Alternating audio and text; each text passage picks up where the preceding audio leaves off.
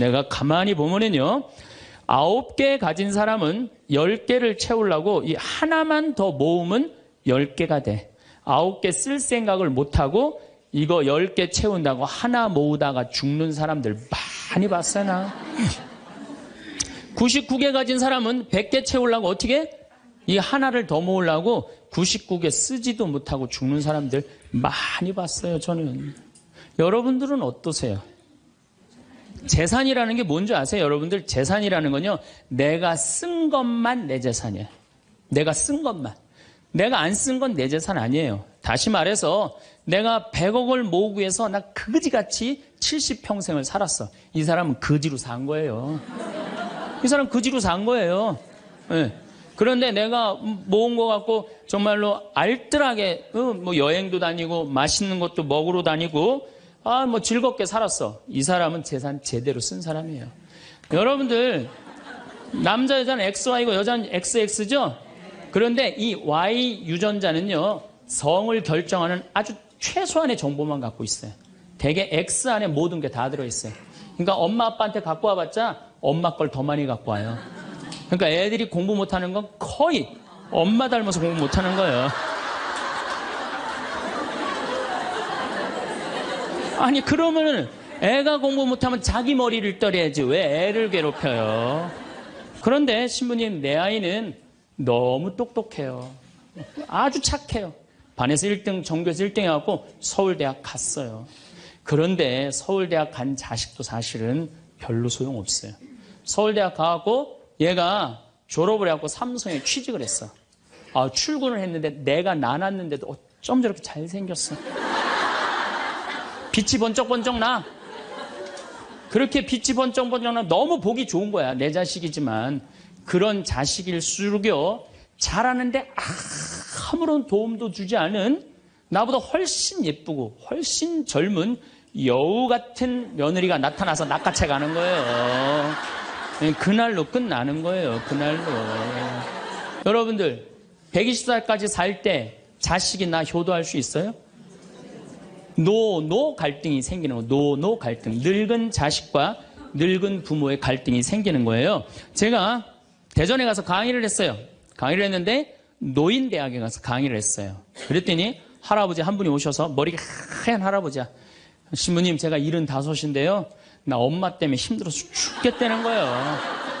무슨 소린가 했더니 98살 먹은 엄마가 그렇게 잔소리라고 힘들게 한다는 거예요. 이거 먹고 싶다, 저거 먹고 싶다. 자기도 힘들어 죽겠는데 98살 먹은 엄마 때문에 힘들다는 거예요. 그래서 이제는 노 갈등, 늙은 부모와 늙은 자식의 갈등이 생기는 거예요. 또 얼마 전에는 하나 투어에서 난리가 났어요. 96살 먹은 할아버지가 배낭여행을 신청을 한 거예요. 96살짜리 할아버지가. 그래갖고 그냥 하나 투어에서 이걸 어떻게 해야 되느냐, 그래갖고 할아버지한테 전화를 했어요. 할아버지, 96은 배낭여행 안 됩니다. 그때는 할아버지가 화를 내면서, 걱정하지 말아라, 난 아들하고 가니까 우리 아들이 다 잘해줄 거다. 아들이 몇 살인데 그러냐고. 우리 아들은 70살이다, 70살. 황창현 신부님의 행복특강, 지금 바로 시작하겠습니다. 영상이 마음에 드신다면 구독, 좋아요, 알림 설정 부탁드립니다. 자식이 셋이지만 스스로 요양원에 들어간 80세 할머니의 이야기도 함께 들으시면 좋겠습니다. 이 글을 보고 참 많이 울었습니다. 우리의 노후를 돌아보는 시간이 되시길 바랍니다.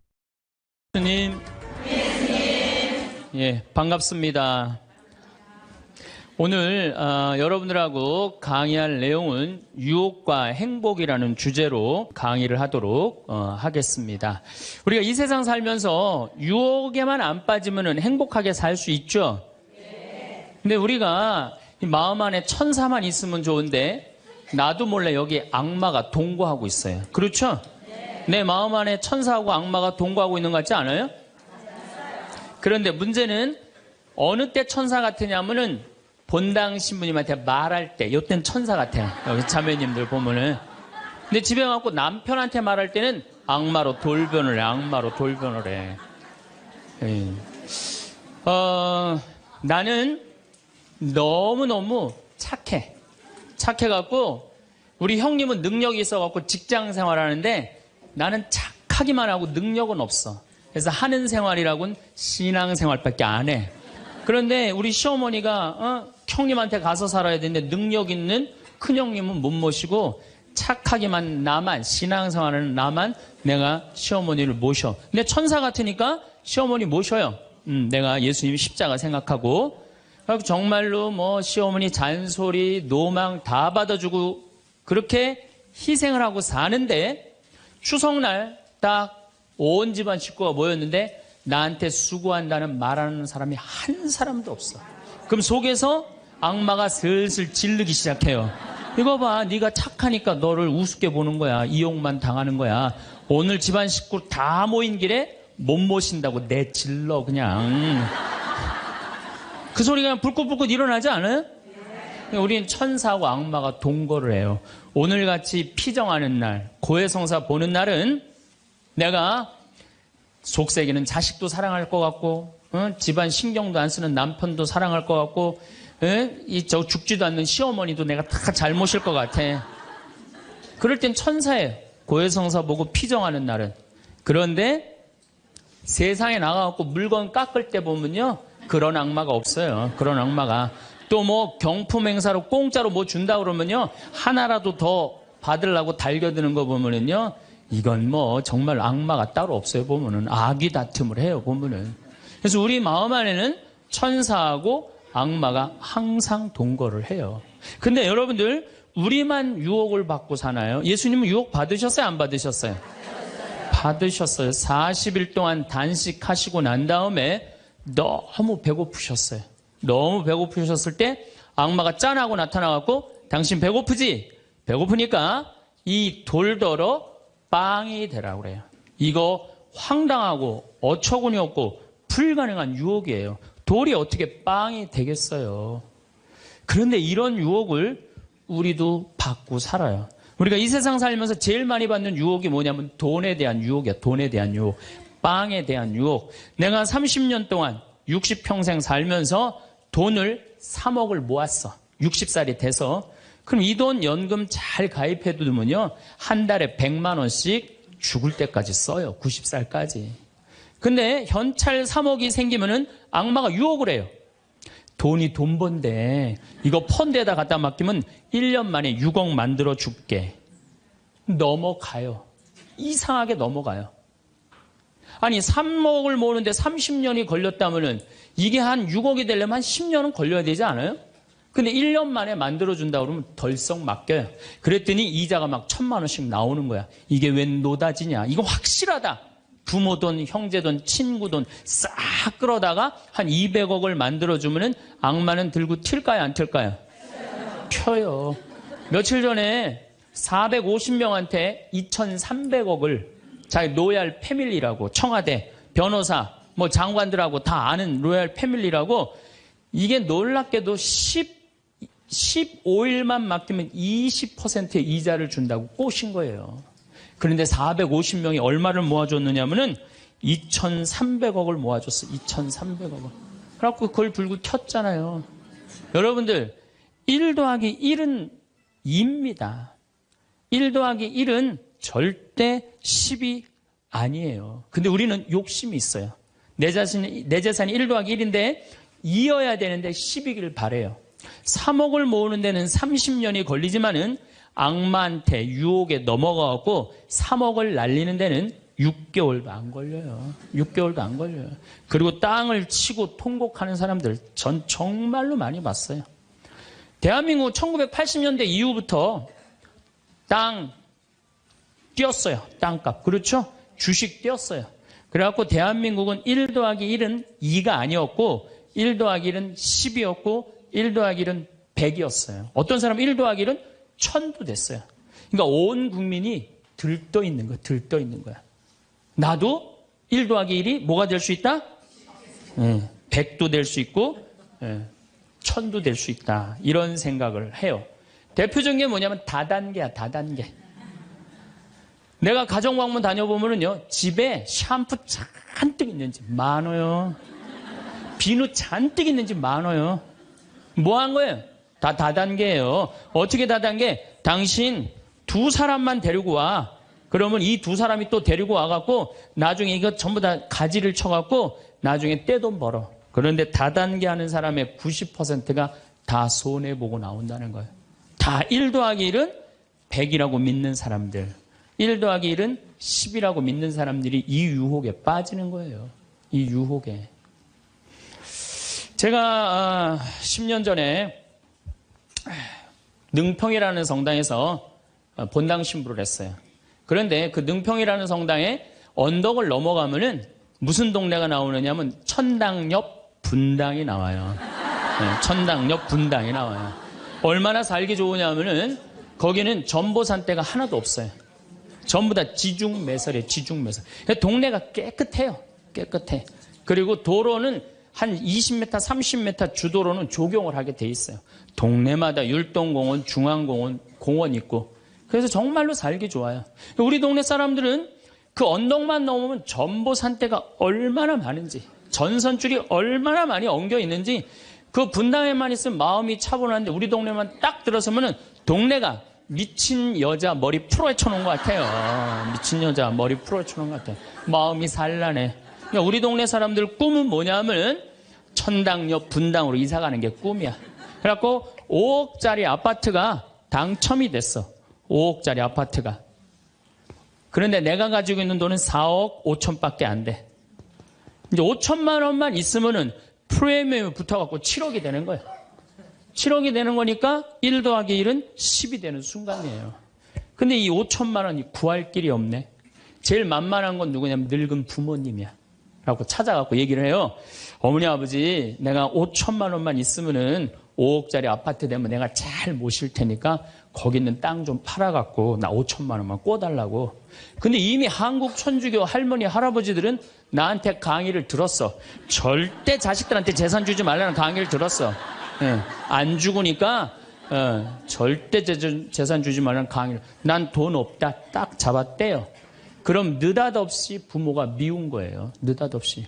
형제 친척한테 꿔달라고 그랬더니 형제 친척도 아무도 꿔주는 사람이 없는 거야. 다 미운 거예요. 예수님은 서로 사랑하라고 그랬는데 악마는 뭐라 그래? 이거 봐. 너 세상 너 옆에 있는 사람 아무도 없어. 다 미워해. 이 유혹에 빠지는 거예요. 악마의 유혹에 빠지는 거예요. 근데 마음 하나만 바꾸면 얼마나 행복한지 몰라요. 우리 능평은 뭐 조금 전선줄 있다 하더라도 경치 좋고 공기 맑아요. 아주 좋아요. 그리고 분당에서 살려면은요, 거기에 수준 맞추려면요, 피곤해서 못 살아요. 근데 능평은 32평 아파트가 2억 5천이야.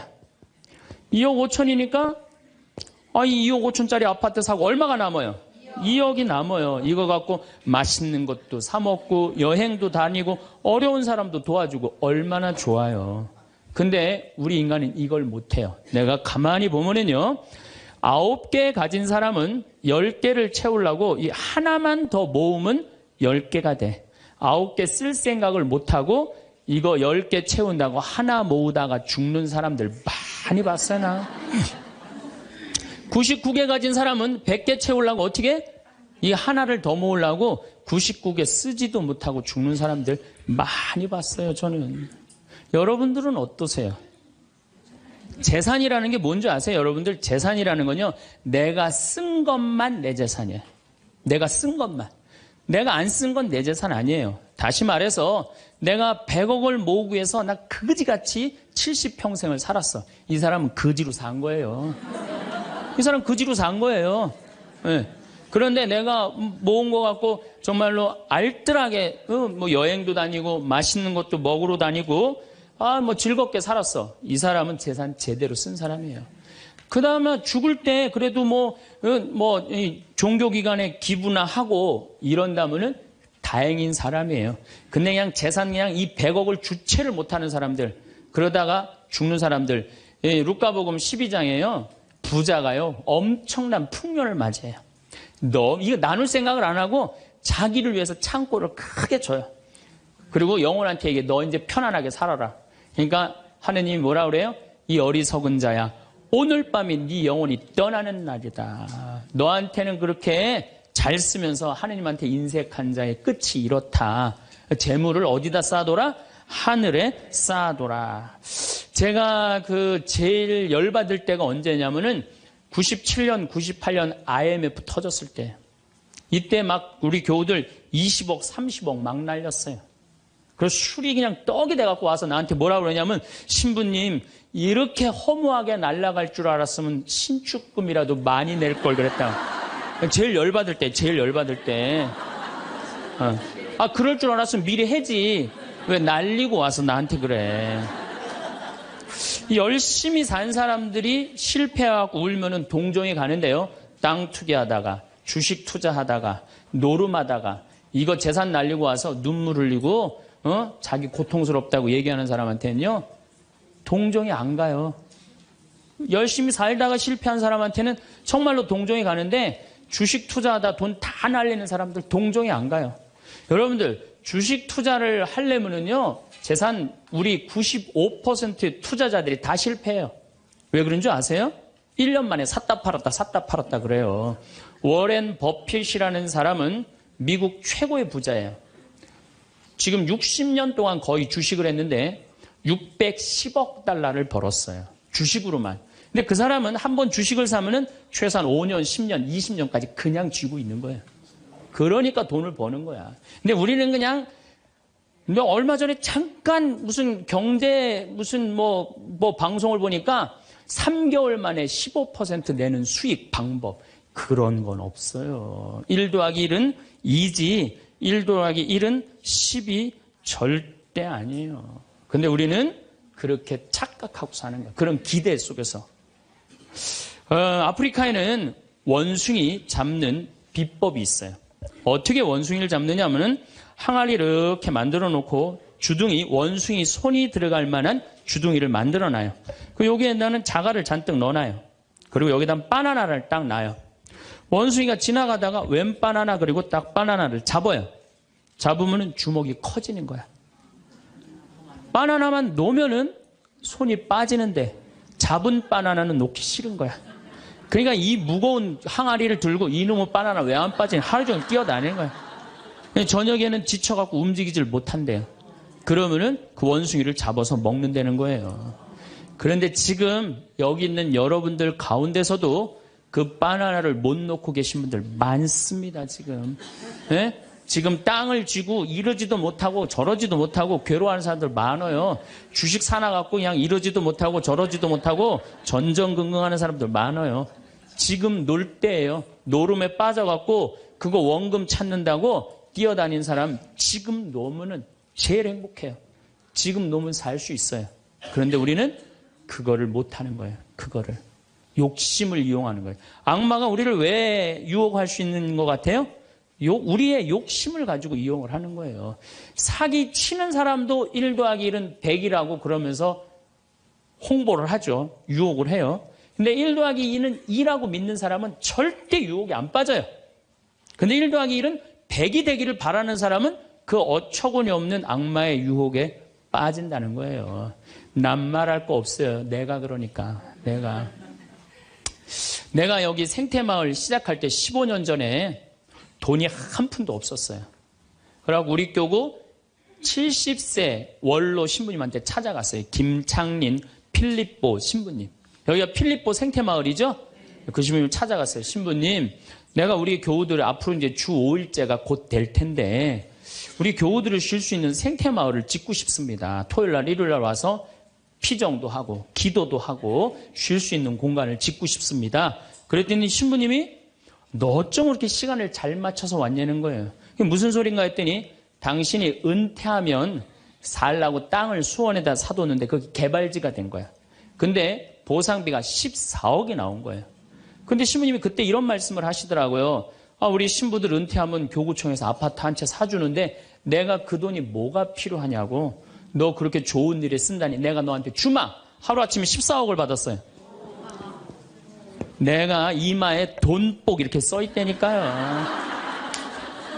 이제 그걸 가지고 이 생태마을을 꾸미려고 계획을 해보니까 이거는 뼈대밖에 못 올리겠더라고. 그래서 3개월 동안 전전긍긍을 하는데 신부님이 나를 다시 부르셨어요. 황 신부 와봐라. 너 그거 갖고는 그거 완성을 못하겠다. 내가 평생 북에서 넘어오셨거든요. 그래갖고 학비에 너무 고생을 하셔갖고 신학생들 장학금을 모은다고 10억을 모아두셨어요. 그 10억도 내가 귀양 너 투자하는 거 내가 너한테 해주마. 대신 나중에 네가 장학 사업은 이어서 해라. 내가 그 약속을 받고 신부님 또 10억을 또 주셨어요. 24억이 된 거야. 그랬더니 그때 그 본당 신부님 13,000명 본당이 있었는데 교우들이 신부님이 이런 좋은 일에 한다니까 3억을 모아줬어요. 27억이 됐어. 완전히 돈벼락이 그냥 막 쏟아지는 거죠. 그랬더니 후배 신부들이 우리 수원교구 후배 신부님들이 선배 최고 원로 신부님이 이런 사업에 한다니까 동참하겠다고 3억을 또 모아주셨어요. 그래갖고 30억이 돼갖고 이 생태 마을을 내가 진 거예요. 2년 만에. 어디 한번 모금 한번 안 다니고 그 신부님이 다 해주셨어요. 그래서 여기가 그 신부님 본명을 따서 필립보 생태 마을이 된 거예요. 아니 이렇게 30억을 해서 줘서 주셨으면은 내가 열심히 피정 지도하고 여기 또 우리 농토 많으니까 농사 열심히 져갖고 뭐 황토 성당도 짓고 황토 찜질방도 짓고 황토집도 하나하나 져나가면 되는데 하루아침에 30억이 생기니까 내가 확 미쳐버리더라고요. 내가 이래서 이 하나하나 개발할 생각은 안 하고 어디 돈 많은 과부 없나 이것만 찾으러 다니는 거예요. 돈 많은 과부 없나. 미친 거죠. 제가 보기에는. 그래갖고 1년을 돈 많은 사람만 찾아다녔어요. 그것도 33, 4살밖에 안 된 새파란 신부가. 얼마나 이거 황당한 일이에요. 나도 1 더하기 1은 100이라고 생각을 한 거죠. 근데 그렇게 1년을 따라다녔는데 이게 또 부자들이 특징이 있어요. 도와줄 것 같으면서도 안 도와주고 안 도와줄 것 같으면서도 도와줄 것 같이 말하고 미치겠더라고요. 내 마음 안에 평화가 하나도 없더라고요. 그런데 사도 바오로가 데살로니가 후서 3장 6절서부터 10절까지 내 머리를 한 대 때렸어요. 일하기 싫은 사람은 먹지도 말아라. 나는 교회에 주님의 말씀을 전하지만 성도들한테 피해를 주기 싫어서 밤낮으로 일을 했다. 금을 짜는 일을 했다 이거예요. 그래 내가 열심히 농사 짓고 된장, 간장, 고추장, 청국장 우리 콩 있으니까 여기 또 지역 주민들하고 콩 계약 재배하고 그렇게 하면 되지. 그래갖고 그때부터 벌써 14년 전이네요. 그때부터 된장, 간장, 고추장, 청국장, 김장 농약 안 친 걸로 김장하고 요즘은 또 청국장 가루 이거 아주 너무너무 좋아갖고 오늘도 벌써 2가마를 띄웠는데 다 팔렸어요. 그러니까 내가 이걸 한 첫 해는 판매액이 1억이었는데 작년에는 17억에 너무 즐거운 거예요 사는 게. 저 신부님 떼돈 버나 보다. 떼돈은 남지 않아요. 원료값이 너무너무 많기 때문에. 그렇지만은 내가 우리 교우들한테 농약 안 친 거 먹을거리 제공해주고 이 지역에 지금 3만 평 농약 안 치고 농사 짓고 여기 50명 주민들한테 여기 주민들 지금부터 농한기거든요. 근데 여기 주민들은 지금 내년 2월 달까지 저기 메주 띄우고 청국장, 생청국장, 청국장 가루 한 30명이 와서 계속 일을 해요. 얼마나 좋아요. 이러면서 내가 행복하게 살면 되는데 아니 내가 미쳐갖고 그냥 한 1년 동안 돌아다닐 땐 마음이 평화롭지가 않더라고요. 여러분들 남의 재물을 탐낼 때부터요. 그때부터 평화는 깨지는 거예요. 남의 재물을 탐낼 때부터. 여러분들 우리 고모가 하나 있어. 근데 이 고모가 친척이 나라고 조카라고 나 하나밖에 없어. 근데 시집을 안 갔네 이 고모가.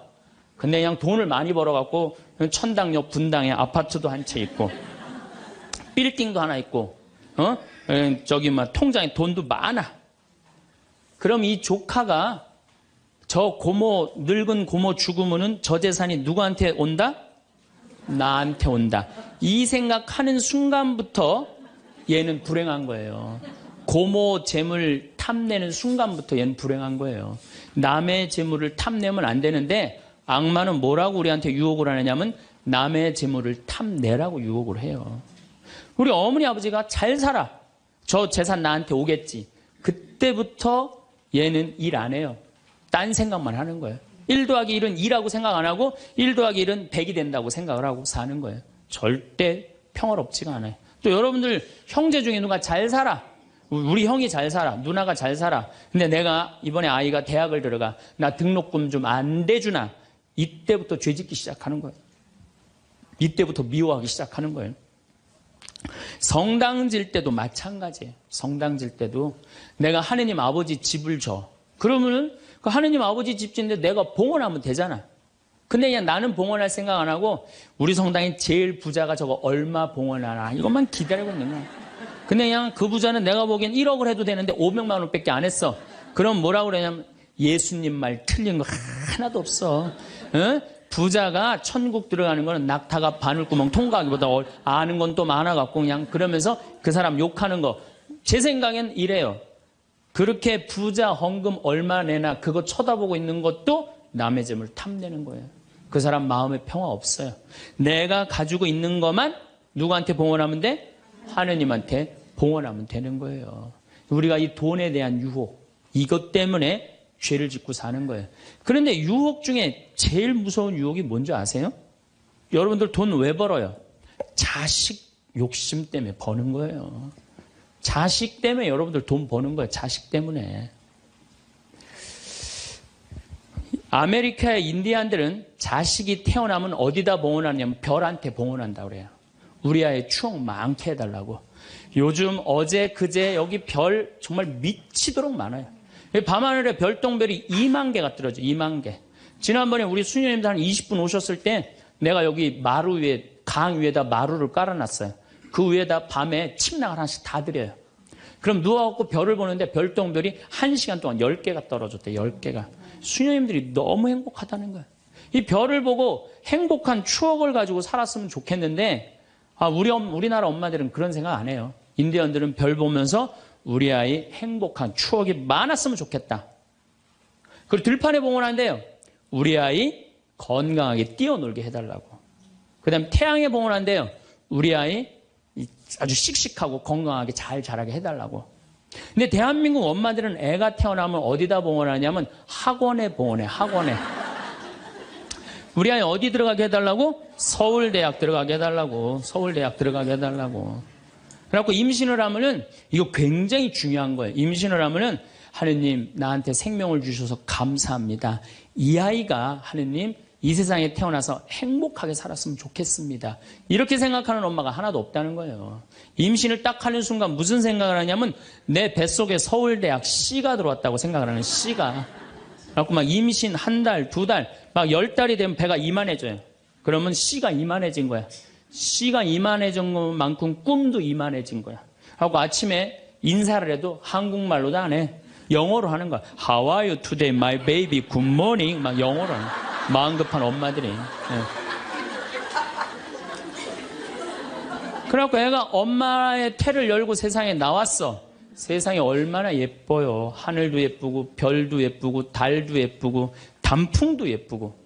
근데 그냥 이 아이가 그냥 그 창문을 통해서 세상을 보려고 했더니 마음 급한 엄마는 너 그거 볼 시간이 어디 있어. 온 집안을 도배를 다 해놔요. 아니 집안만 도배해 놓으면 되지 창문에다가도 도배를 해놔요. 한쪽에는 그냥 가나다라 마바 차타 갖다 붙여놓고 반대쪽에는 ABCD. 누워서 모빌이 돌아가는데 막 기억 니은 디귿 리을이 막 돌아가는. 태어났는데 이 세상에 태어났더니만 어디에 가려? 글자에 가려갖고 세상 구경을 못하는 거예요. 그래갖고 애가 1살, 2살쯤 돼갖고 엄마, 아빠 이렇게 말을 하기 시작해요. 그러면은요 엄마들은 흥분하는 거예요. 드디어 우리 집에 천재 태어났다. 그래갖고 온 동네 다니면서 우리 애가 천재라고 막 자랑을 해요. 그 우유를 먹여도 무슨 우유만 먹이냐면 아인슈타인 우유만 먹이는 거야. 아인슈타인 우유만. 네, 네. 천재니까 아인슈타인 우유만 먹어. 엄마 아빠 그러면은 드디어 됐어. 너 다음 단계로 넘어가자. 1 더하기 1은 뭐냐? 이거 넘어가는 거야. 수학으로 넘어가는 거야. 이렇게 글자하고 숫자에 갇혀 사는 애는요, 영혼이 망가진대요. 1살서부터 5살 때까지는요, 엄마라고 애가 한 번 말하는데 10,000번을 연습을 해야 된대요. 아빠라고 말하는 데는 20,000번을 연습을 해야 된다고 그래요. 애가 엄마, 아빠 그러면은 엄마, 아빠들은 고마워해줘야 돼. 너무 고맙다. 엄마라고 불러줘서 손가락 깨물고 배에다 바람 넣어주고 발가락 그냥 뽀뽀해줘가면서 아빠는 목마 태워주고 비행기 태워주고 막 축제같이. 그러면은 이렇게 부모님이 엄마 아빠가 끌어안아주고 뽀뽀해주고 스킨십을 해주는 애들은 이런 생각을 한대요. 이거 봐라. 세상은 한번 살아볼 만한 데네. 저렇게 엄마라고 말 한마디 했는데 저렇게 좋아하고 감격을 하네. 그런데 1살서부터 5살 때까지 엄마 아빠 그랬더니 다음 단계 1 더하기 1은 뭐야? 이거 넘어가는 애들은요. 나중에 커서 컴퓨터 중독, 알코올 중독, 그 다음에 사춘기 때 무표정, 무반응, 무감동. 여러분들 자녀들 중에 사춘기 해갖고 엄마 막 이렇게 쳐다보고 있는 애들 봐요 안 봐요? 걔네들은 사춘기라 그런 게 아니야. 언제 망가뜨려 놓은 거냐면 1살서부터 5살 때까지 망가뜨려 놓은 거예요. 영혼을 망가뜨려 놓은 거예요. 프레벨이나 썸머힐이나 삐아제나 몬테소리 같은 유아 교육학자들이 말을 하기를 1살서부터 5살 때까지는 숫자나 언어를 인지하는 좌뇌가 발달하지 않는다고 그래요. 6살 때부터 좌뇌가 발달한다고 그래요. 근데 우리나라의 95%의 엄마들이 영세 교육을 해요. 태어나자마자부터 교육을 해요. 교육비 얼마? 350만 원짜리 교육비를 들여서 전부 다 350만 원 애한테 그냥 영세 교육을 시키는 거예요. 우리나라 청소년의 95%는 이미 1살서부터 5살 때까지 영혼이 망가져 버린 거예요. 그래갖고 그냥 5살 때 돼갖고 그냥 텔레비에 나오는 글자 모르는 글자가 없어. 5년 동안 공부했으니 애가 모를 리가 있어요. 모르는 글자가 없어. 그냥 쫙쫙 읽어대. 그러면 나한테 데리고 와요. 신부님 우리 애가 천재인가 보라고. 왜요? 텔레비에 나오는 글자 모르는 글자가 없어요. 안수기도 해달라는 거. 그럼 내 걔 머리에 손 얹고 뭐라고 기도하느냐면 이제 네 인생은 쫑났다. 내가 이렇게 기도한다니까. 걔 인생은 쫑난 거예요. 걔 인생은. 근데 이 사실을 아무도 몰라요. 아무도. 그래갖고 천재인 줄 알고 초등학교에 넣어놨더니 40명 중에 20등 해갖고 오는 거야. 받아쓰기 100점 중에 50점 받아오고. 그러면은 여러분들 자녀들이 5살 때 여러분들이 뭐라고 얘기를 하냐면 우리 아들 첫 대통령 될 거라고, 우리 아들 의사 될 거라고, 변호사 될 거라고, 판검사 될 거라고. 그게 여러분들 행복한 외침이라고 생각하세요? 그게 여러분들을 불행하게 만드는 거예요. 그냥 내 아이가 생긴 대로 네가 하고 싶은 건 나중에 해라. 이런 사람은요 실망하지 않아요. 근데 막 5살 때 꿈에 부풀어 있는 거야. 대통령 될 거다, 판검사, 뭐 변호사 될 거다. 그랬는데 그냥 초등학교 딱 들어갔는데 40명 중에 20등 딱 해갖고 오고 100점 중에 50점 받아오면 이때부터 실망하기 시작하는 거야. 근데 문제는 얘는 이걸 받고 괴로워하지 않아요. 되게 공부 못하는 애들이요 성격이 느긋한 애들이 공부를 못해요. 내일 시험인데도 아무 근심 걱정 없이 막 놀이터에서 막 노는 애들, 걔네들이 공부 못하는 거거든요. 그냥 자기는 괴롭지도 않고 놀이터에서 놀면은 엄마는 그런 애를 보면 눈에서 광선이 나가는 거야. 광선이. 분노의 광선이 나가는 거야. 저놈의 새끼 저거 받고 저렇게 논다고. 아무리 때려도 말을 안 들어. 그냥 계속 40명 중 20등 해갖고 오는 거야. 그러면 엄마는 슬프지만 괴롭지만 힘든 결정을 다시 한번 해요. 우유를 아인슈타인 우유에서 서울 우유로 바꿔요. 서울 우유로.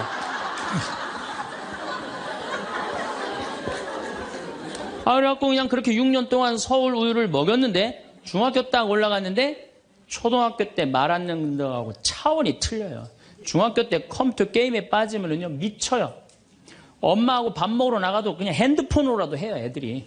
그냥 그거 보고 있으면 속에서 불 나요 안 나요? 속에서 불이 나죠. 근데 걔는요 그렇게 될 수밖에 없는 성장 과정이 있는 거예요. 그래갖고 막 학원을 막 땡땡이를 까는 거야. 초등학교 때는 때리면 울면서 갔는데 중학교 때는 간다고 가요 일단. 그러고 난 다음에 지가 알아서 컴퓨터 게임방 가서 게임하고 놀고 밤 10시에 학원 다녀왔다고 거짓말 하는 거야. 그러니 안 그래도 꼴보기 싫은데 그냥 불이 나는 거야. 이미 학원에서 전화 받은 내가 안 왔다고. 그럼 이놈의 새끼 어디서 거짓말 하느냐고 때리려고 그러는데 이게 너무 커갖고 손이 닿아요 안 닿아요? 안 닿아요. 이놈의 새끼 애는요 엄마가 때리려고 하면 힘도 안 들여. 왜 이러냐고 고개만 젖히면 그냥 막 날아가는 거야. 고개만 젖히면 손이 닿지도 않아. 그러면 또 멱살을 끌어내려갖고 그냥 이놈의 새끼 어디서 엄마 때리는데 피하느냐고 그러면은 그때서 아이가 엄마 손을 딱 잡고 흰 눈동자 95%, 까만 눈동자 5%, 엄마보다 눈을 더 뒤집어 확 뒤집고 왜 이러냐고 나 좀 제발 놔두라 나 공부하는 거 지겹다고 엄마를 확 밀쳐내요. 그럼 엄마는 그냥 마룻바닥에 확 널브러지면서 마룻바닥을 움켜쥐고 너무 슬프지만은 힘든 결정을 다시 한번 해요. 우유를 서울우유에서 연세우유로 바꿔요. 연세우유로. 네. 연세우유로 이제 바꿔갖고 그냥 먹었는데, 고등학교 올라갔는데 이놈이 이거는 뭐 내가 보기에는, 여러분들 중학교 때는요, 애가 말도 못하고 반항을 하는데 고등학교 때는 차원이 틀려요. 어떻게 틀리냐면 엄마 아빠는 뭘 잘 살아서 나한테 잘 살라고 그러느냐고, 당신들이 나한테 해준 게 뭐 있느냐고 말도 못하는 거예요. 이때는 어떤 상황에 들어가느냐면 동네 자랑도 못해. 친척한테 아무 자랑도 못해. 조금만 있으면 이제 대학 금방 탈로가 나게 생겼는데, 5살, 6살 땐 대통령이다, 천재다, 뭐 생 난리를 하고 돌아다녔는데, 고등학교 땐 완전히 소가리를 하는 거예요. 완전히 소가리를 하는 거예요. 그리고 말도 못하는 게 한마디 하면 아들이 그냥 주먹으로 그냥 문치면 문이 뻥뻥 뚫리니까 무서워서 말도 못하는 거예요. 그러면 그냥 동네에도 말 못하고 그냥 집에서도 말 못하고 엄마만 속병이 드는 거예요. 너무 슬프지만은 아무도 모르게 힘든 결정을 다시 한번 해요. 우유를 연세우유에서 건국우유로 바꿔요.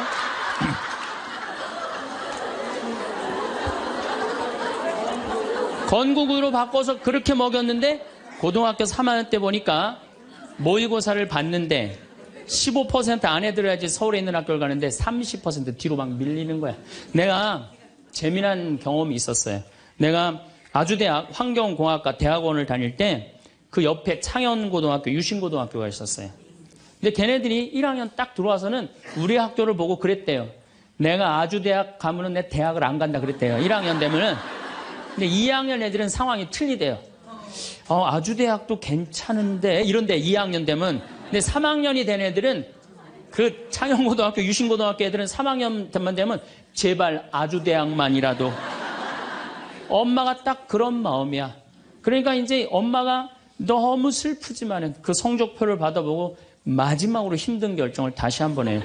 우유를 건국우유에서 저지방 우유로 바꿔요.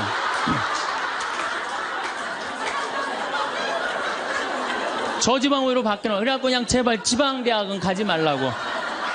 그래갖고 그냥 지방대학 그렇게 가지 말라고 저지방 우유를 먹었는데 애가 결국은 지방대학을 갔어. 이때부터 자식이 미운 거예요. 자, 여러분도 한번 생각을 해봐요. 그 소중한 자식 태어났는데 처음부터 네 생긴 대로 살아라 그랬으면 20년 동안 사랑이 쌓였을 거예요. 근데 처음부터 자기가 먼저 대통령, 판검사 목표 설정해놓고 애가 따르지 않는다고 애를 미워한다. 애가 잘못하는 거 부모가 잘못하는 거예요. 나는 100번 부모가 잘못한다고 생각을 해요. 공부 못하면 어때요? 애가 건강하고 자기 행복하게 살면 되지. 내 목표에 애가 따르지 못한다고. 그리고 애들이 공부 못하는 거는 누구 머리 닮아서 공부 못해요? 여러분들 남자 여자는 XY고 여자는 XX죠? 그런데 이 Y 유전자는요 성을 결정하는 아주 최소한의 정보만 갖고 있어요. 대개 X 안에 모든 게 다 들어있어요. 그러니까 엄마 아빠한테 갖고 와봤자 엄마 걸 더 많이 갖고 와요. 그러니까 애들이 공부 못하는 건 거의 엄마 닮아서 공부 못하는 거예요. 아니 그러면은 애가 공부 못하면 자기 머리를 떨어야지 왜 애를 괴롭혀요? 그러니까 우리나라 초등학교, 중고등학교, 대학생 중에 부모하고 제일 사이 나쁜 세대가 대학생이 제일 나빠요. 그 정도는 부모하고 마음이 통해야 되는데, 말이 통해야 되는데 말이 안 통하는 거예요. 그냥 부모 싫다고 떠나가는 거예요. 자식 놓치는 거죠. 영원히 떠나가는 거예요. 자, 그런데 신부님, 내 아이는 너무 똑똑해요. 아주 착해요. 반에서 1등, 전교에서 1등 해갖고 서울대학 갔어요. 그런데 서울대학 간 자식도 사실은 별로 소용없어요. 서울대학 가갖고 얘가 졸업을 해갖고 삼성에 취직을 했어. 출근을 했는데 내가 나눴는데도 어쩜 저렇게 잘생겼어. 빛이 번쩍번쩍 나. 그렇게 빛이 번쩍번쩍 나. 너무 보기 좋은 거야. 내 자식이지만. 그런 자식일수록요, 잘하는데 아무런 도움도 주지 않은 나보다 훨씬 예쁘고 훨씬 젊은 여우 같은 며느리가 나타나서 낚아채 가는 거예요. 그날로 끝나는 거예요. 그날로. 여러분들, 옛날에는 부모 자식이 끈끈했어요. 왜 옛날에는 부모 자식이 끈끈했느냐면 평균 연령이 46세였을 때 100년 전만 해도 46세까지 밖에 못 살았어요. 20살에 결혼해갖고 내 나이가 40이 되면은 자식은, 큰아들은 나를 40 먹은 나를 몇 년만 모시면 되냐면 6년만 모시면 돼. 6년. 모실만해? 안 모실만해? 부모 6년 모시는 거 모실만해요. 그런데 부모가 46에 돌아가셨어. 그럼 내 효도 더 받아 먹으라고 3년 심효살이를 했어요. 산소 옆에 초막을 져서. 근데 만약에 40살 난 부모님이 돌아가시려고 그러면요, 20살 난 자식이 손가락 깨물어서 단지해 줬어. 입에다가. 죽지 말라고. 옛날에 만약에 부모님이 돌아가려고 그러는데 손가락 끊어갖고 단지를 안 하는 동네에서, 자식 있으면 동네에서 손가락질했어요. 저 자식 부모 돌아가려고 그러는데 손가락도 안 끄는 놈이라고. 옛날에는요, 자식들이 부모한테 애절했어요. 그런데 애절한 이유가 부모의 은혜가 고마워서 그걸 효도를 하려고? 전혀 이유는 다른 데 있어요. 동생이 17살, 14살, 11살, 8살, 5살, 2살이야. 아니 이렇게 줄줄이 나눠놓고 지금 이거 누가 키워야 돼? 장남이 키워야 돼. 장남이. 그러니까 죽어도 언제 죽어라? 2살까지 키워놓고 죽어라. 만약 우리 부모님이 2살까지 다 키워놨어. 그때까지 부모님이 살아있으면은요, 얘를 시집 장가 보낼 때까지 살아있으면 너무 고마웠고 차려준 잔치가 환갑잔치예요. 그리고 진짜 오래 살았다고 차려준 잔치가 진갑잔치예요. 이게 나아갈 진짜를 써. 60에서 더 나갔다. 이거 나가지 말아야 되는데 더 나갔다 이거예요. 그래서 진갑잔치야. 그리고 만약에 70까지 살았다. 이거는 두보의 시에 나오지만은 옛날부터 70까지 사는 것은 고자, 고래희, 희박하게 온다 이거야. 70까지 사는 사람은 희박하다. 그래서 고희라는 단어를 쓰는 거예요. 이거 옛날엔 70까지 어떻게 살아요? 근데 요즘은 60 넘어도 갈 생각 해야 안 해요? 자, 나 60 넘었다. 손 들어보세요. 여기 좀 별로 없을 것 같은데 손 들어보세요. 아, 이게 문제라는 거예요. 60이 넘었으면 가야지. 평창으로 오면 어떻게 해? 평창으로 오면. 그런데 요즘 우리 직원들이 말을 하기를 뭐라고 그러냐면, 신부님 70이 됐는데요, 아줌마 같은 분들이 너무 많다는 거예요. 70에도 요즘 아줌마 같아요. 그래서 70에도 총각 같은 사람도 많아요. 예. 우리 아버지가 그래요. 아버지가 80인데도 총각 같아요. 지금 60세 되신 분들은 100살까지 삽니다. 몇 년 남았냐면 40년 남았어요. 40년. 지금 50살 되신 사람들은 110살까지 살아요. 몇 년 남았냐면 60년 남았어요. 60년. 자, 아니 오늘 방송에서 뭐라고 그랬냐면은 2040년에 평균 연령이 190살이라고. 90살. 2040년. 자, 그렇다면 여기 지금 50대신 분들 2040년이면은 80대예요. 그때 평균 연령 90이에요. 그럼 그때 다 100살 넘게 산다는 얘기예요. 제 말이 그냥 허투루 하는 말이 아니에요. 지금 40 넘은 사람들은 120살까지 살아요. 여러분들 120살까지 살 때 자식이 나 효도할 수 있어요? 노 갈등이 생기는 거예요. 노 갈등. 늙은 자식과 늙은 부모의 갈등이 생기는 거예요. 제가 대전에 가서 강의를 했어요. 강의를 했는데 노인대학에 가서 강의를 했어요. 그랬더니 할아버지 한 분이 오셔서, 머리가 하얀 할아버지야. 신부님, 제가 75인데요. 나 엄마 때문에 힘들어서 죽겠다는 거예요. 무슨 소린가 했더니 98살 먹은 엄마가 그렇게 잔소리라고 힘들게 한다는 거예요. 이거 먹고 싶다, 저거 먹고 싶다. 자기도 힘들어 죽겠는데 98살 먹은 엄마 때문에 힘들다는 거예요. 그래서 이제는 노 갈등, 늙은 부모와 늙은 자식의 갈등이 생기는 거예요. 또 얼마 전에는 하나투어에서 난리가 났어요. 96살 먹은 할아버지가 배낭여행을 신청을 한 거예요. 96살짜리 할아버지가. 그래갖고 그냥 하나투어에서 이걸 어떻게 해야 되느냐, 그래갖고 할아버지한테 전화를 했어요. 할아버지, 96은 배낭여행 안 됩니다. 그때는 할아버지가 화를 내면서, 걱정하지 말아라. 난 아들하고 가니까 우리 아들이 다 잘해줄 거다. 아들이 몇 살인데 그러냐고. 우리 아들은 70살이다. 70살.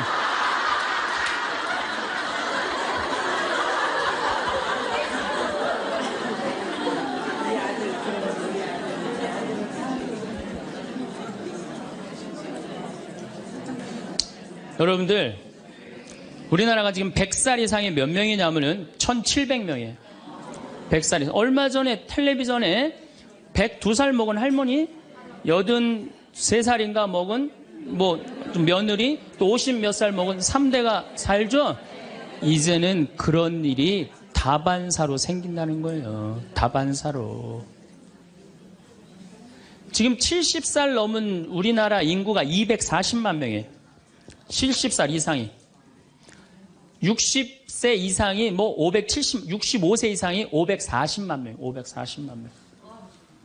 초등학교 애들이 310만 명이에요. 그러니까 요즘 길에 나가보면요. 우리 어렸을 땐 길에 애들이 바글바글 했어요. 구슬치기, 딱지치기 그냥. 할머니는 이런 할머니 하나 이렇게 구경하고 있었어요. 근데 요즘에 길에 나가보면 애들은 하나도 안 보여요. 애들 낳지도 않고 학원에 가고. 길에 나가면 누구만 바글바글 하냐면 할머니, 할아버지들만 바글바글하고 돌아가요. 21세기는 그래서 노인의 시대라는 거예요. 여러분들은 그런데 더 심각한 건 지금 70, 80 되신 분들은 그나마 이제까지 살아왔어. 이제 10년, 20년만 하면 견뎌요. 여러분들은 앞으로 50년, 60년 남아있어요. 그 인생에 대한 설계가 준비되어 있습니까? 안 돼 있습니까? 안 돼 있어요. 자, 여러분들, 나는 그래도 늙어서 자식하고 삽니다. 난 너무너무 행복합니다. 그런 할머니는 정말로 정신없는 할머니예요. 나이 먹으면 눈두덩 쳐져요, 안 쳐져요? 눈가 쳐져요, 안 쳐져요? 볼 쳐지고 입술 쳐져요. 그럼 자식하고 사는 할머니, 나는 저녁 먹고 화도 안 났어. 화도 안 나고 그냥 텔레비를 보고 있는데 어떻게 하고 보고 있느냐면 이러고 보고 있는 거예요. 이러고. 아들이 지나가다가 뭐가 화가 나는 일이 있어서 저러나. 제가 요즘 초등학교 강의를 많이 나가요. 초등학교 자모들. 아, 예뻐요. 예뻐요. 정말로 예뻐요. 그냥 그 자모들이 이렇게 화장을 하고 오는데 웃으면은요, 눈꼬리 쫙 올라가고, 입꼬리. 그러니까 그냥 화장들 어떻게 연필로 막 위로 그리고 오잖아요. 이렇게. 위로 그리고. 그런데 우리 할머니들은 아무리 그려도 결국은 떨어져요. 결국은 떨어져요. 문제는 아들은 괜찮아요. 며느리가 무슨 죄가 있어요? 며느리가 이제 저녁 차려놓고 시어머니 식사하시라고 문을 딱 두들겼어. 방문을 딱 열었는데 또 이 시어머니 전기세 아낀다고 불은 꺼놓고 깜깜한 방에서 테레비만 보고 있는 거야. 테레비만. 그래갖고 그냥 밥 먹으라고 그랬는데 머리 하얀. 밥 먹으라고 그러냐? 문을 열 때마다 그냥 심장이 떡떡 떨어지는 거예요. 심장이 떡떡 떨어지는 거예요. 여기 우리 응암리라는 곳에 92살인가 91살 먹은 친정 엄마를 63살 먹은 딸이 모시고 들어왔어요. 근데 이 자매가 하는 말이 자기는 평창에 들어와갖고 밤에 깜깜한 것도 하나도 안 무섭고 짐승 소리도 하나도 안 무섭대. 뭐가 제일 무서우냐면 아침에 밭에 나가고 일하고 들어오고 이제 아침 먹으러 딱 들어오면은 엄마가 거실 정가운데 소파에 앉아갖고 91살 먹은 엄마가 이러고 쳐다보는 게 제일 무섭대. 제일 무섭대. 자, 그렇다면은 여러분들은 나이 60이 돼서 여러분들 옆에 있을 사람은 누굴까요? 그렇죠. 남편이에요. 남편인데 이 사실을 30년 동안 까맣게 까먹는 거예요. 이 사실을 30년 동안 까맣게 까먹고 누구한테 30년 동안 미쳐 있어요? 자식한테 미쳐 있는 거예요. 자식한테 미쳐 있다가 이제 자식이 떠나면은 이런 생각을 해요. 나는 그동안 자식 키우느냐고 애썼으니까 이제는 찜질방도 가고 평창 생태마을 피정도 좀 가고 성주순례도 가고 내가 편안하게 살으리라 이런 생각을 하는데 전혀 예상치 못한 일이 벌어져요. 남자는 무슨 생각을 하냐면 30년 동안 떠돌아다니다가 귀소 본능이 생겨요. 이제는 마누라한테 돌아가리라 이런 마음이 들어요. 여자는 이제 편안하게 살려고 그러는데 남자는 귀소 본능이 생기는 거예요. 이때부터 부부 사이에 갈등이 생기는 거예요. 이때부터 전혀 부부의 사랑을 생각하지 못하고 자식한테만 미쳐 있고 남자는 바깥에만 미쳐 있다가 60에 딱 만나갖고 젊었을 때는 그렇게 맛있는 거 차려놓고 여보 일찍 들어와 그래도 안 들어오더니 이제 60 넘어서 굳이 집에 안 들어와도 되는데 때 따라 철 따라 찾아 들어오면 신경질이 나요 안 나요? 여러분들 며칠 전에 할머니들이 72%가 할머니들이 할아버지 뒷바라지하기 싫다고 그랬잖아요. 나왔죠? 그러니까 이게 심각한 문제예요. 어떻게 할 거야? 이거는 다음 시간에 이야기하도록 하겠습니다. 네, 감사합니다. 여러분들은 자식들에게 헌신하는 삶을 살아오셨나요? 그렇다면 노후에는 자식을 위해 어디까지 희생할 수 있으신가요? 나는 나를 위한 인생을 살겠다 다짐하고 계시는 분도 계실 것이고, 나는 자식을 위해서라면 어느 것도 아깝지 않다고 생각하시는 분도 계십니다. 인터넷으로 어떤 글귀를 하나 읽게 되었는데 참 마음에 와닿았습니다. 우리는 부모를 봉양한 마지막 세대이자 자식에게 부양받지 못하는 첫 세대이다. 아마 50대, 60대, 70대라면 느끼는 바가 많을 듯한 문구입니다. 세상이 예전 같지 않아졌다는 건 진작에 알고 있었지만 자식에게 봉양받는 것은 기대도 못할 뿐더러 자식에게 등골이 빨리는 부모들이 지천에 널렸습니다. 자식들을 키우느라 청춘을 다 바쳤지만 청춘도 모자라 노년기까지 자식 부양에 바쳐야 하는 시대입니다. 여러분들의 노후는 안녕하신가요? 자식이 셋이지만 스스로 요양원에 들어간 80세 할머니의 이야기를 전해드리겠습니다. 둘 다 너무한 거 아니야? 왜 나한테만 효자 노릇하래? 가까이 사는 게 죄야? 그러는 너는 엄마한테 해준 게 뭐야? 나는 나 먹고 살기도 힘들어. 언니나 오빠가 이제 내가 먹고 살만하니까 엄마 좀 돌보라는데 그게 그렇게 어려운 일이야? 그냥 나한테 나가 죽으라 그러지. 지금까지 엄마한테 들어간 돈 대부분 내가 냈어. 그러니까 이제는 알아서들 해. 자식 셋이 다투고 그 앞에는 할머니가 앉아 있었습니다. 잠자코 듣고 있던 할머니가 말했습니다. 됐다, 그렇게 싸울 것 없다. 나는 이제 요양원에 들어가련다. 이명의 할머니는 자식들에게 등을 돌리며 생각했습니다. 남편 갈 때 나도 따라갈 걸. 이씨 할머니는 자식이 셋이나 있었습니다. 모두들 가정을 꾸려 따로 살고 있었고, 첫째 딸은 이씨와 가까운 곳에, 둘째 아들과 셋째 딸은 다른 지역에서 거주하고 있었습니다. 이씨는 아들이 사놓은 땅 위에 단독 주택을 작게 지어 10년째 그곳에서 할아버지와 살고 있었습니다. 할아버지는 88세로 건강이 좋지 않아 근 2년간은 방 안에서만 앉아 지냈습니다. 그러던 어느 날 할아버지가 가슴을 두드리며 말했습니다. 가슴팍이 답답하고 숨이 안 쉬어져 이상한데 저녁 먹은 게 체한 거 아니에요? 몇 분간 가슴을 쳐보기도 문질러 보기도 하다가 할아버지가 뒤로 넘어갔습니다. 여보. 이 씨는 가까이 사는 첫째 딸에게 다급히 전화를 걸었습니다. 인수가 이게 무슨 일이냐? 내 아버지가 지금 쓰러지셨다. 곧이어 구급차와 사위의 차가 마당에 도착했습니다. 엄마, 아빠 왜 그래?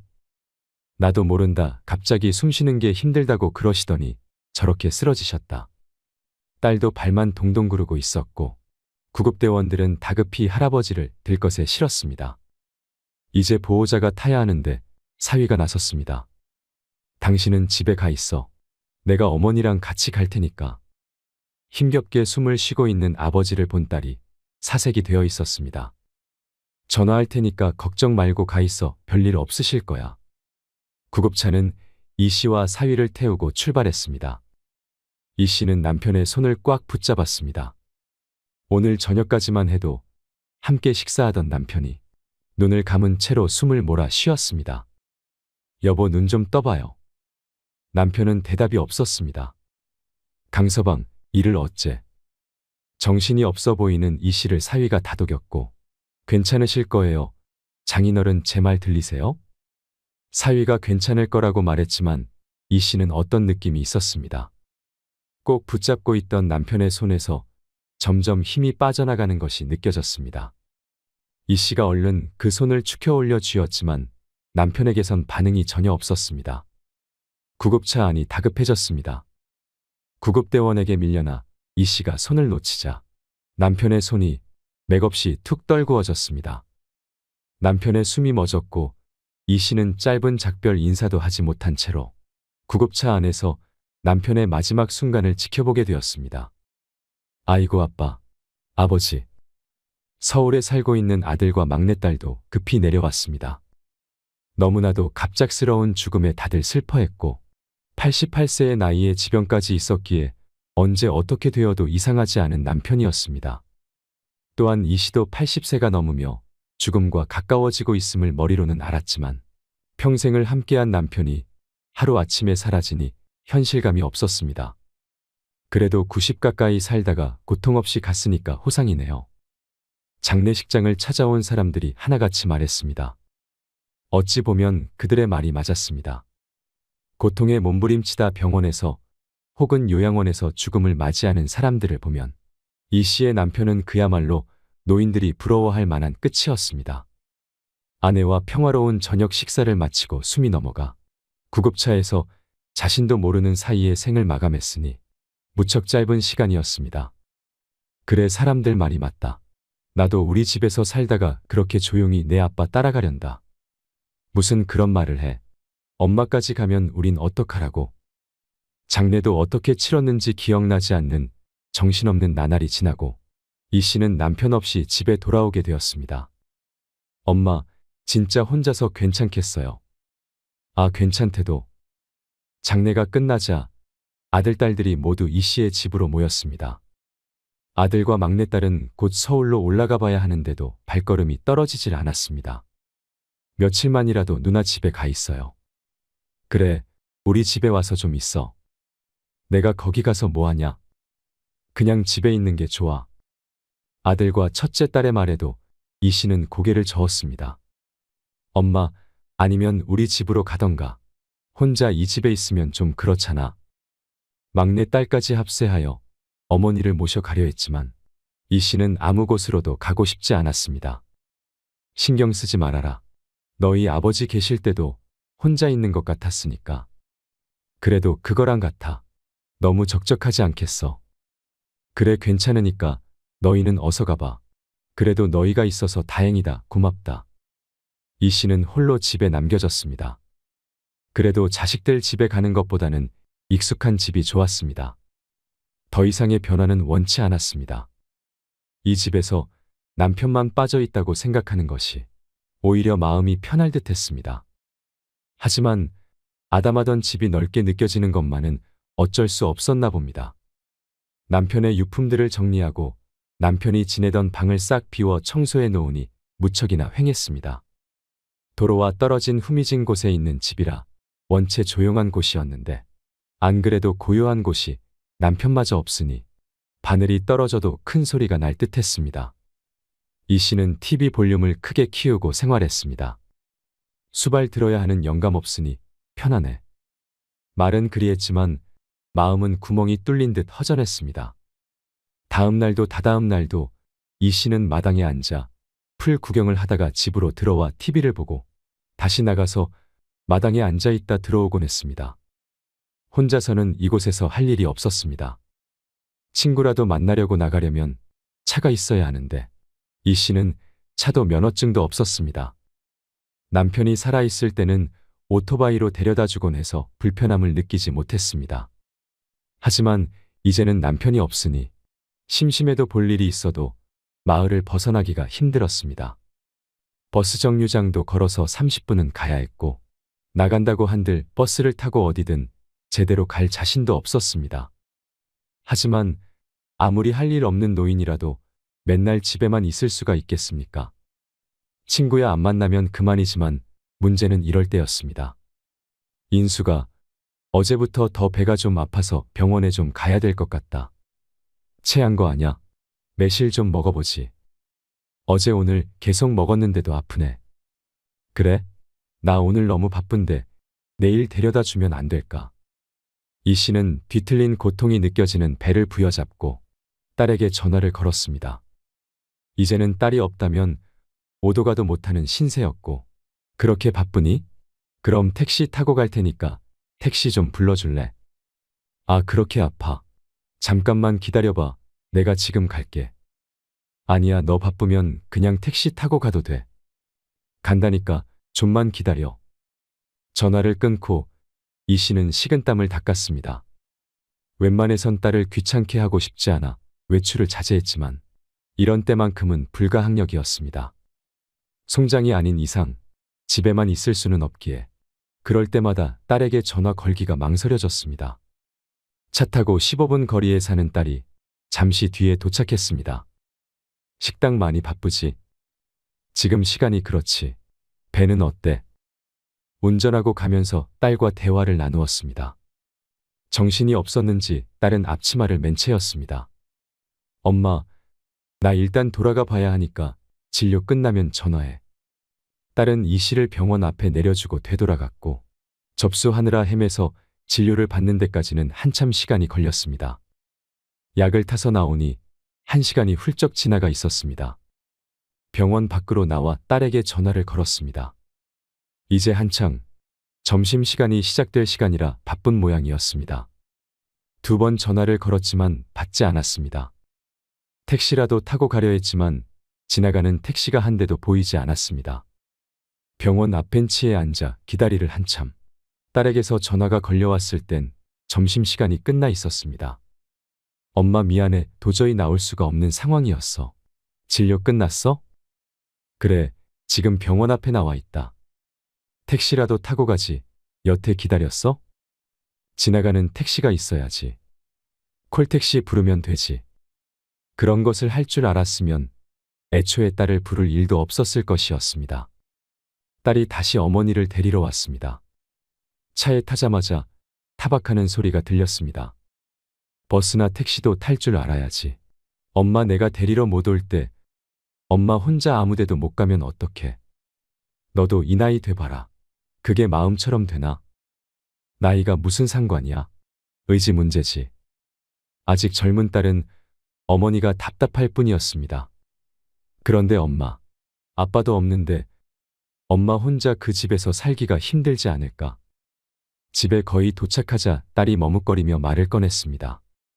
차라리 이 집 비우고 한순에 가 있는 게 낫지 않겠어? 그래도 서울이니까 걸어서 어디든 갈 수 있고 병원도 가깝고. 집 놔두고 왜 거길 가니? 엄마 혼자 그 집에 있는 게 마음이 안 놓여서 그렇지. 엄마 쓰러져도 모르잖아. 이웃이 있는 것도 아니고, 그리고 올케가 집에서 놀고 있는데 뭐 어때? 그런데 그것만은 이 씨는 사양하고 싶었습니다.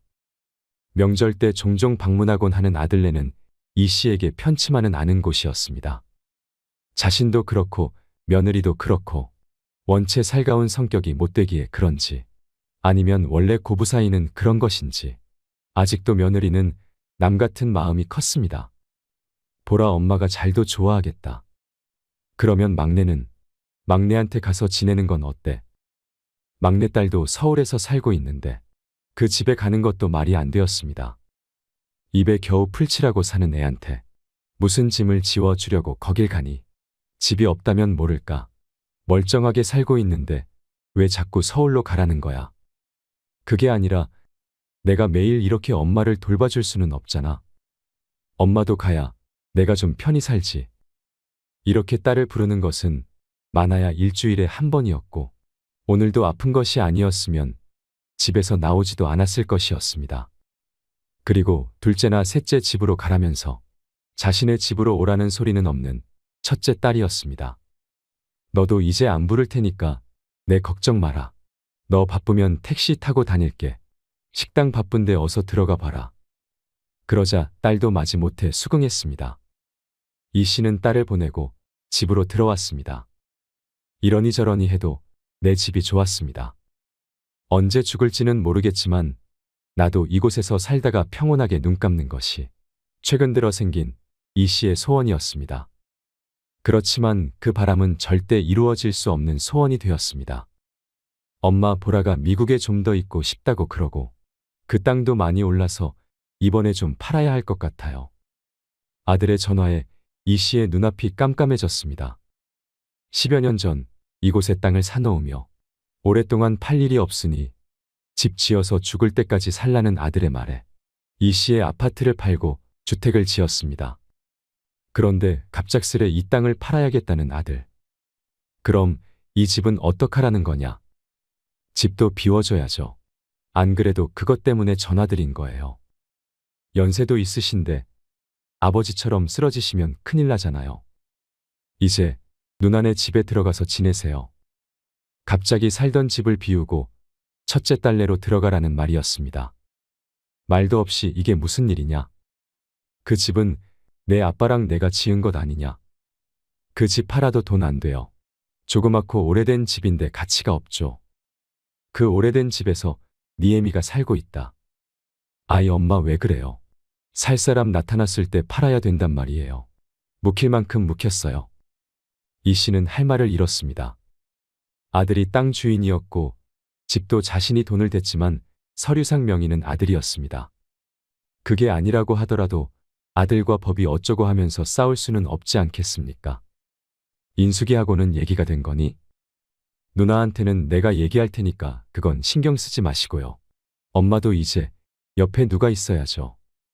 그렇게 몇 달 뒤에 이 씨는 그 집에서 쫓겨나 첫째 딸 집으로 들어가게 되었습니다. 엄마, 앞으론 이 방에서 지내세요. 딸은 두 자식을 결혼시키고 사위와 함께 둘이서 살고 있었습니다. 2층 건물 중 1층은 식당이고 2층이 주택이었는데 이 씨는 손녀 딸이 쓰던 방에서 지내게 되었습니다. 딸 내외는 거의 모든 생활을 1층 식당에서 했고 저녁에 잘 때만 2층에 올라오곤 했습니다. 그래서 이 씨는 전에 살던 집이나 이곳이나 크게 다르지 않다고 처음엔 생각했습니다. 엄마, 식사하세요. 1층에서 2층으로 걸려온 딸의 전화를 끊고 이 씨는 한숨을 푹 쉬었습니다. 1층이 식당이기에 식사 때마다 계단을 내려갔다 올라와야만 했습니다. 무릎이 아파서 평지도 겨우 천천히 걸어다니는 이 씨에게 계단이란 커다란 난관이 매일 곤욕스럽게 했습니다. 하루 3끼를 먹기 때문에 하루 3번은 앓는 소리가 저절로 나왔습니다. 평지에서만 생활하던 노인이 하루에도 몇 번씩 계단을 오르락 내리락 하는 것은 쉬운 일은 아니었습니다. 하지만 몸이 힘든 것은 마음이 힘든 것에 비해선 아무것도 아니었습니다. 식당이 쉬는 날이면 딸과 사위가 2층에서 쉬어야 하는데 이 씨 때문에 마음 편히 쉬지 못하는 듯 했습니다. 나는 그냥 없다고 생각하고 편히 지내. 밥도 3끼 다 안 먹어도 되니까 너희 먹을 때 숟가락만 올리고. 아니에요, 장모님. 편히 지내세요. 하지만 밤늦게 들려오는 딸과 사위의 대화를 우연히 듣게 되었습니다. 아니, 도대체 언제까지 이렇게 살 건데. 진짜 불편해 죽겠다. 있는지 없는지도 모르게 계시는데 뭐가 불편해? 그건 당신한테나 그렇겠지. 당신은 우리 엄마 모시고 살라고 하면 안 불편하겠어? 시어머니랑 같아. 참나, 뭐가 달라? 나도 장모님은 그 정도로 불편한 게 당연한 거 아니야. 그럼 나보고 어떡하라는 거야? 오갈 데 없는 엄마를 내쫓아. 장모님이 왜 오갈 데가 없어? 자식이 뭐 당신밖에 없어? 그동안 가까이 산다는 이유로 장모님 일 있으면 우리만 나서서 챙겼어. 처남이랑 처제랑 한 게 뭐야? 장인어른 돌아가셨으면 장모님은 나머지 자식들이 챙길 차례 아냐? 나도 당연히 그렇게 생각하지. 한수는 옳기 때문에 안 된다고 그러고 막내도 사정이 안 좋다는데 나도 참을 만큼 참았어. 내일 당장 처남한테 전화해. 장모님은 하나밖에 없는 아들이 모셔야지. 조심성 없게 오가는 대화에 이 씨가 숨죽였습니다. 이 씨가 듣든 말든 상관이 없는 것인지 들으려 노력하지 않아도 대화 소리가 크게 전해졌습니다. 애초에 장모님 살고 계신 그 땅을 홀랑 팔아버리는 아들이 어딨어? 지들이 책임질 것도 아니고 말이야. 이렇게 떠넘기듯이 장모님 보내버리면 끝이야. 그러게 나도 어이가 없어서 참. 아무튼 우리도 할 만큼 했으니까 어머니 모셔가라 그래. 알겠어. 내일 얘기해 볼게. 다음 날 첫째 딸이 아들에게 전화를 걸어 이 씨를 데려가라 했습니다. 그런데도 이 씨는 안 가겠다고 할 수 있는 처지가 아니었습니다. 사위가 저리 불편하다는데 버티고 있을 수가 없었습니다. 그렇게 이 씨의 의견은 단 한 번도 묻지 않은 채 아들 집으로 가는 것이 정해졌습니다. 엄마, 자식들이 여럿이니까 이 집 저 집 돌아가면서 살아보시면 좋지 뭐. 명절엔 내가 갈게. 큰딸이 하는 말에 여러 대꾸하지 않고 그저 그러마했습니다. 이 씨는 짐짝처럼 이 집에서 저 집으로 옮겨졌습니다. 큰 아들은 딸 둘이 있는데 모두 미국에 있었습니다. 그래서 아들 부부만 넓은 집에서 살고 있었습니다. 엄마, 회사 갔다 올게요. 쉬고 계세요. 아들이 이른 아침 출근하면 그 집엔 이 씨와 며느리만이 남게 되었습니다. 어머니, 제가 할게요. 그냥 계세요. 아니다, 넌 쉬고 있어라. 이것만 닦으면 돼. 뭐라도 보탬이 되고 싶어 청소를 하고 있던 이 씨를 며느리가 말렸습니다. 부지런히 움직여도 가만히 있어도 며느리는 이 씨를 불편해했습니다. 그런 며느리의 눈치를 보느라 이 씨 또한 가시방석에 앉아 있는 듯했습니다. 혼자 살던 자신도 갑자기 며느리 눈치를 보며 살자니 힘들었지만 며느리도 죽을 맛이었겠죠.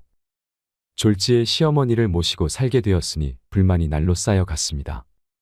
이 씨의 아들이 출근하면 대충 때우곤 했던 식사를 시어머니가 있으니 제대로 차려야 했고 소파에 편히 앉아서 TV를 보는 것도 쉽지 않았습니다.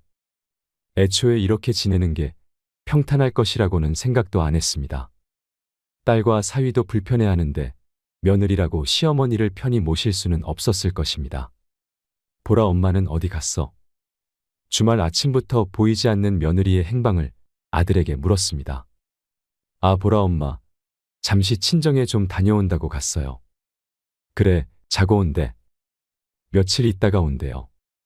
하지만 곧 아들이 통화하는 소리를 들으니 어찌 된 일인지 알 것 같았습니다. 그렇게 가버리면 어떻게 하라는 거야? 엄마가 불편하게 한 적도 없는데 뭐가 불편해? 뭐, 대리효도? 엄마가 환자도 아니고 당신이 무슨 시중을 들었다고 그래? 나야 일을 하니까 어쩔 수 없었던 거지. 그러면 오갈 데 없는 엄마를 어떻게 하라는 거야? 당신이 땅 팔라고 그렇게 들들 볶았었잖아. 막내? 막내 사정 뻔히 아는데 어떻게 모시고 가라 그래? 얼른 돌아와. 내가 엄마 밥은 또 어떻게 차려드리냐? 며느리가 하는 소리는 들리지 않았지만 듣지 않아도 알 것 같았습니다. 자신이 2살짜리 아이도 아닌데 다들 자신을 돌보는 것이 힘들어 누구든 데려가길 원하는 것 같았습니다. 손이라도 보태고 싶어서 집안일도 열심히 해보았지만 뭐라든 자신은 애물단지가 된 듯했습니다. 막내야, 네가 좀 와서 엄마 모시고 가라. 결국 아들이 막내딸에게 전화를 걸었습니다. 내 상황 알면서도 엄마 모셔가란 소리가 나와? 경제적으로 힘든 막내딸은 어이없다는 듯이 대꾸했습니다. 그러면 어떡하냐? 지금 내 새언니도 처가댁으로 가버렸고 엄마랑 나랑 집에 둘이 있다. 새언니도 웃긴다. 엄마 모셔본 적이나 있으면 모르겠는데 얼마나 됐다고 홀랑 도망가 버리냐. 보라 엄마도 오죽했으면 그랬겠냐. 그래도 아들인 나보다 딸이 낫지 않겠어? 내가 좀 엄마 좀 모셔가라. 아들과 막내딸이 투닥투닥하는 통화소리가 들렸습니다. 언니한테 다시 좀 말해봐. 나는 정말 상황이 안 돼. 누나네 집에 있다가 여기로 온 건데 어떻게 다시 데려가라 그래. 주말에 언니랑 같이 갈게. 그렇게 주말이 되었을 때 이 씨의 자식들 셋이 전부 모이게 되었습니다. 모이게 된 이유는 하나였습니다. 이 씨를 누가 데려갈 것인가. 이 씨의 뜻은 고려하지 않은 그녀의 거취에 대한 결정을 위한 자리였습니다. 그곳에서 이 씨는 꽂아 놓은 보릿자루처럼 앉아 있었습니다. 옳게는 너무한 거 아니야? 며느리가 돼가지고 어떻게 시어머니가 불편하다고 홀랑 집을 나가버려? 그러니까 말이야. 요즘 세상 참 좋아졌다. 그렇게 쉬우면 내가 하면 되겠네? 뭐 또 그 소리야? 그러면 오빠가 생활비 다 줄래? 생활비 주면 엄마 내가 모셔갈 수 있냐? 서로 싸우는 상황을 이 씨는 지켜보고만 있었습니다. 애초에 매형 때문에 이렇게 된 거잖아. 그 넓은 집에서 엄마랑 사는 게 뭐가 불편하다는 거야? 그러는 옳게도 엄마 불편하다고 나가 버린 거 아니야? 왜 내 남편 탓을 해? 그동안 가까이 산다는 이유로 엄마에 관한 모든 일을 다 너네 매형이 처리했는데 이제 와서 매형 탓하는 건 염치 없는 거 아니니? 그러는 나는 그동안 엄마한테 들어간 돈 다 내가 댔다고. 나도 할 말은 있어. 이거 왜 이래? 서로 네 탓이다 내 탓이다 하는 모습을 보는 이 씨의 표정이 착잡했습니다. 결국엔 이 씨를 서로 맞지 않으려고 싸우고 있는 것 아니겠습니까? 그만해라. 이 씨가 한참 있다 입을 열었습니다. 나만 없으면 너희들이 이렇게 싸울 일 없는 거지. 그러자 자식들 셋이 입을 다 물었습니다. 나는 내가 알아서 살련다. 그러니까 그만들 해라. 어떻게 알아서 해? 아들이 물으니 이 씨가 뜸을 들이다 입을 열었습니다. 요양원이라도 들어가서 살 테니 이제 너희들 모두 신경 끄고 살아. 그러자 다들 놀라서 한마디씩 했습니다. 뭐 요양원?